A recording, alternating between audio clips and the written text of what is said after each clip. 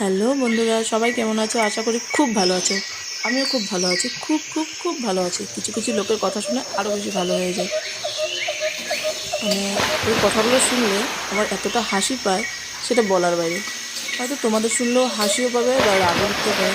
কারণ আমার ছেলে ইংলিশ মিডিয়াম স্কুলে পড়ে বলে কেউ বলছে একজন যে ও বাংলা মিডিয়ামে পড়তো, তাহলে ওর ছেলেকে ও ইংলিশ মিডিয়ামে কেন দিল? তোমরাই বলো তো, তোমাদের মা বাবা হোক বা তোমরাই হোক বা যেই হোক না কেন, কেউ আরও মা বাবা যদি বাংলা মিডিয়ামে পড়ে, সে যদি তার সন্তানকে ইংলিশ মিডিয়ামে দেয়, সেটা কি ভুল?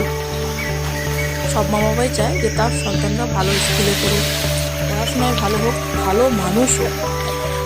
প্রতিটা মা বাবাই চায়। সেই চাওয়া পাওয়াটা কি আমার ভুল, নাকি যে বলেছে তার ভুল? তোমরাই কমেন্ট করে বলো প্লিজ। আবার সেই কথাটা শোনার পর থেকে আমার কেন জানি না, মানে হাসিও পাচ্ছে, রাগও উঠছে, সাথে সাথে গিয়ে ধরতেও ইচ্ছা হচ্ছে যে এই কথাটা কেন বললি বা কিসের জন্য বললে। তো ভাবলাম যাক, যেটাই হোক, ওর মুখ, ও বলেছে, ওর ম্যাটার, তো আমার কি? আমার হ্যাপি থাকা নিয়ে দরকার। আমি ভালো আছি, স্বামী সন্তান নিয়ে সুখে আছি, এটাই ওর সহ্য হচ্ছে না। কিছু তো খুঁজে বের করতে হবে। যাক, দেখে নাও কী কী রান্না করেছি চটজলদি। সাদা ভাত, মুগের ডাল পেঁপে দিয়ে, পেঁপে আলু দিয়ে পনিরের তরকারি, কুলের আচার, পটল ভাজা, বড় লঙ্কা ভাজা।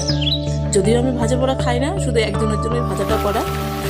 তোমার তাড়াতাড়ি রান্নাটা করে বেরিয়ে পড়েছিলাম একটা জায়গায়।